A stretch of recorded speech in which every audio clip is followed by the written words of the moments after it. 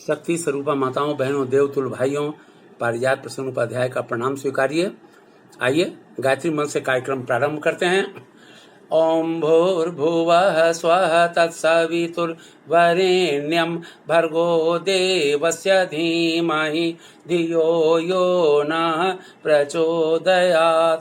पहले राशिफल, पहले पंचांग, तब राशिफल, उसके बाद ग्रंथि भेद, विज्ञानमय कोश में ग्रंथि भेद कैसे किया जाए, उसके क्या गुण हैं और क्या उससे फायदे हैं, ये बताया जाएगा।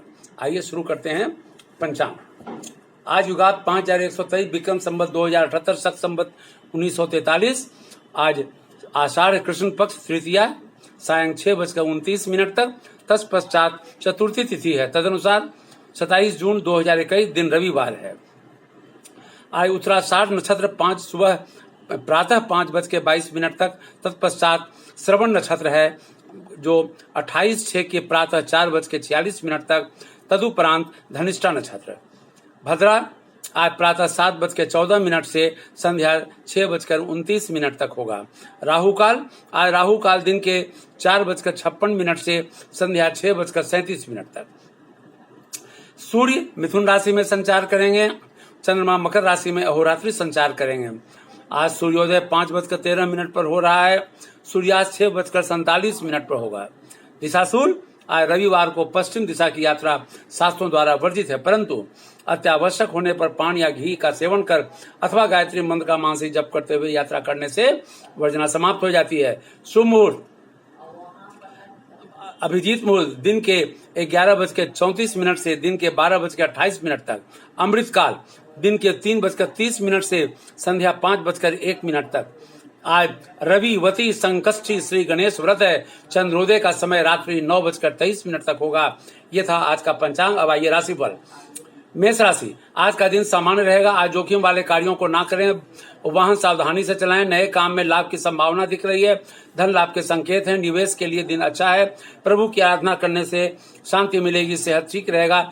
वृषभ राशि आज तबादला के संकेत दिख रहे हैं। कीमती सामानों की सुरक्षा ठीक से करें। किसी काम को न टालें। विवाद की संभावना बढ़ी हुई है। जीवन साथी के साथ सुखमय जीवन होगा। सेहत ठीक रहेगी। मिथुन राशि आज का दिन शानदार रहने वाला है। धन लाभ की संभावना दिख रही है। खर्च ज्यादा हो सकता है। यात्रा के योग बन रहे हैं। निवेश को फिलहाल टाल दें। परिवार में खुशी का माहौल होगा। सुख समृद्धि में वृद्धि होगी। कर्क राशि आज का दिन खुशनुमा होगा। कारोबार में प्रगति होगी। किस्मत का साथ मिलेगा। वाणी पर संयम रखने की आवश्यकता है। विवाद से दूर रहें। सेहत ठीक रहेगी। समाज में आपकी प्रतिष्ठा बढ़ेगी। सिंह राशि आज आपका दिन ठीक रहेगा। धन लाभ के संकेत हैं। परिवार के कार्यों में व्यस्तता रहेगी। काम का दबाव कम होगा। दान पुण्य के कार्य करें। प्रभु की आराधना में मन लगेगा। छोटी यात्रा के योग बन रहे हैं। कन्या राशि आज किसी घटना से विचलित हो सकते हैं। मानसिक रूप से उलझन में रहेंगे। विवाद के चलते तनाव हो सकता है। सेहत पर बुरा असर पड़ेगा। संतान पक्ष को सफलता मिलेगी। तुला राशि आज आपका दिन सुखद रहेगा। कार्यस्थल पर खुशखबरी मिलेगी। सामाजिक कार्यों में हिस्सा ले सकते हैं। आज आप मानसिक रूप से मजबूत रहेंगे। ज्यादा समस्याएं दूर होंगी। सेहत में सुधार होगा। यात्रा के योग बन रहे हैं। वृश्चिक राशि आज आपका दिन सकारात्मक रहेगा। आज धार्मिक कार्यों में हिस्सा ले सकते हैं। किसी मित्र की मदद कर सकते हैं। परिवार का सहयोग मिलेगा। धन लाभ के योग हैं। धनु राशि आज का दिन मिला जुला रहने वाला है। किसी से मतभेद की आशंका बनी हुई है। पारिवारिक कलह के योग हैं। क्रोध पर नियंत्रण रखने की आवश्यकता है। शांति मिलेगी। सेहत को सही करने के लिए प्राणायाम और व्यायाम करें। मकर राशि आज व्यस्तता ज्यादा रहेगी। यात्रा के योग हैं। दाम्पत्य जीवन सुखमय होगा। आज आप काफी प्रसन्न रहेंगे। धन लाभ के संकेत हैं। खर्च पर नियंत्रण रखने की जरूरत है। कुंभ राशि आज यात्रा के योग बन रहे हैं। बुजुर्गों की तबीयत खराब हो सकती है। इलाज में खर्च ज्यादा होगा। शासकीय कार्य पूरे होंगे। नया प्रस्तावित कार्य शुरू करने के लिए समय अच्छा है। मीन राशि आज का दिन सामान्य रहने वाला है। कामकाजी लोगों का तबादला हो सकता है। परिवार में बुजुर्ग की तबीयत खराब हो सकती है। जीवन साथी का सहयोग मिलेगा। विवाद से बचने का प्रयास करें। यात्रा के योग बन रहे हैं। ये था आज का राशिफल। अब आइए विज्ञानमय कोश में ग्रंथि भेद। विज्ञान में कोश की चतुर्थ भूमिका में पहुंचने पर जीव को प्रतीत होता है कि 3 सूक्ष्म बंधन ही मुझे बांधे हुए है। 5 तत्वों से शरीर बना है। उस शरीर में 5 कोश हैं। गायत्री के यह 5 कोश ही 5 मुख हैं। इन 5 बंधनों को खोलने के लिए कोषों की अलग अलग साधनाएं बताई गई हैं। विज्ञानमय कोष के अंतर्गत 3 बंधन हैं जो पंच भौतिक शरीर न रहने पर देव, गंधर्व, यक्ष, भूत, पिशाच आदि योनियों में भी वैसे ही बंधन बांधे रहते हैं जैसा कि शरीरधारी का होता है। यह 3 बंधन ग्रंथियां हैं, रुद्र ग्रंथि, विष्णु ग्रंथि और ब्रह्म ग्रंथि के नाम से प्रसिद्ध हैं। इन्हें 3 गुण भी कहा जा सकता है। रुद्र ग्रंथि अर्थात तम, विष्णु ग्रंथि अर्थात सत, ब्रह्म ग्रंथि अर्थात रज। इन तीनों गुणों से अतीत हो जाने पर, ऊंचा उठ जाने पर ही आत्मा शांति और आनंद का अधिकारी होता है। इन 3 ग्रंथियों को खोलने के महत्वपूर्ण कार्य को ध्यान में रखने के लिए कंधे पर 3 तार का यज्ञोपवीत धारण किया जाता है। इसका तात्पर्य यह है कि तम, रज, सत के 3 गुणों द्वारा स्थूल, सूक्ष्म और कारण शरीर बने हुए हैं। यज्ञोपवीत के अंतिम भाग में 3 ग्रंथियां लगाई गई हैं। इसका तात्पर्य यह है, यह रुद्र ग्रंथि, विष्णु ग्रंथि तथा ब्रह्म ग्रंथि से जीव बंधा पड़ा हुआ है। इन तीनों को खोलने की जिम्मेदारी का नाम ही पितृ ऋण, ऋषि ऋण और देव ऋण है। तम को प्रकृति, रज को जीव, सत को आत्मा कहते हैं। व्यवहारिक जगत में तम को सांसारिक जीव, रज को व्यक्तिगत जीवन, सत को आध्यात्मिक जीवन कह सकते हैं। जैसे हमारे पूर्वजों ने अनेक प्रकार के उपकारों, सहयोगों द्वारा निर्बल दशा से ऊंचा उठाकर में बल, विद्या, बुद्धि संपन्न किया, वैसे ही हमारा भी कर्तव्य है कि संसार में अपनी अपेक्षा किसी भी दृष्टि से जो लोग पिछड़े हुए हैं उन्हें सहयोग देकर ऊंचा उठाएं, सामाजिक जीवन को मधुर बनाएं, देश, जाति और समाज के प्रति अपने कर्तव्य का पालन करें। यही पितृ ऋण से पूर्ववर्ती लोगों के उपकारों से उऋण होने का मार्ग है।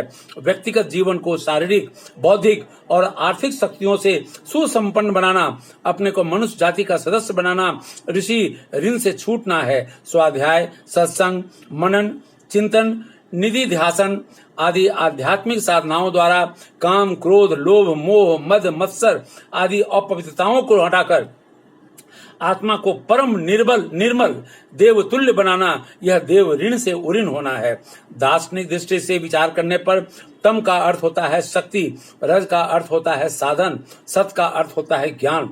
इन तीनों की न्यूनता एवं विकृत अवस्था बंधन कारक, अनेक उलझनों, कठिनाइयों और बुराइयों को उत्पन्न करने वाली होती है। इसीलिए जब तीनों की स्थिति संतोषजनक होती है तब त्रिगुणातीत अवस्था प्राप्त होती है। हमको भली प्रकार यह समझ लेना चाहिए कि परमात्मा की दृष्टि में कोई भी शक्ति या पदार्थ दूषित अथवा भ्रष्ट नहीं है। यदि उसका सदुपयोग किया जाए तो वह कल्याणकारी सिद्ध होगा। आध्यात्मिक क्षेत्र में सूक्ष्म अन्वेषण करने वाले ऋषियों ने यह पाया है कि 3 गुण 3 शरीरों, 3 क्षेत्रों का व्यवस्थित या अव्यवस्थित होना अदृश्य केंद्रों पर निर्भर करता है। सभी दिशाओं को उत्तम बनाने से ये केंद्र उन्नत अवस्था में पहुंच सकते हैं। दूसरा उपाय यह है कि अदृश्य केंद्रों को आत्मिक साधना विधि से उन्नत अवस्थाओं में ले जाएं तो स्थूल, सूक्ष्म और कारण शरीर को ऐसी स्थिति पर पहुंचाया जा सकता है जहां उनके लिए कोई बंधन या उलझन नहीं हो। साधना जब विज्ञान में कोष की स्थिति में होता है तो उसे ऐसा अनुभव होता है मानो उसके भीतर 3 कठोर, गठीली, चमकदार, हलचल करती हुई हल्की गांठें, उनमें एक गांठ मूत्राशय के समीप, दूसरी अमाशय के ऊर्ध्व भाग में और तीसरी मस्तिष्क के मध्य केंद्र में विदित होता है। इन गांठों में से मूत्राशय वाली ग्रंथि को रुद्र ग्रंथि, अमाशय वाली ग्रंथि को विष्णु ग्रंथि और सिर वाली ब्रह्म ग्रंथि कहलाती है। इन्हीं तीनों को दूसरे शब्दों में महाकाली, महालक्ष्मी और महासरस्वती भी कहा जाता है। इन 3 महाग्रंथियों की 2 सहायक ग्रंथियां भी होती हैं जो मेरुदंड स्थित सुषुम्ना नाड़ी के मध्य में रहने वाली ब्रह्म नाड़ी के भीतर होती है। इन्हीं चक्र कहते हैं। रुद्र ग्रंथि की शाखा ग्रंथियां मूलाधार चक्र और स्वाधिष्ठान कहलाती है। विष्णु ग्रंथि की 2 शाखाएं मणिपूरक चक्र और अनाहत चक्र है। मस्तिष्क में निवास करने वाली ब्रह्म ग्रंथि के सहायक ग्रंथि चक्रों को विशुद्धि चक्र और आज्ञा चक्र कहा जाता है। हठ योग की विधि से 6 चक्रों का भेदन भी किया जाता है। अब आगे हम लोग कल चर्चा करेंगे कि रुद्र ग्रंथि का को कैसे उसको और आगे ग्रंथि को उसको बेधा जाए और कैसे कार्य उस पर किए जाएं। आज का कार्यक्रम यही समाप्त करते हैं। ओम शांति शांति शांति।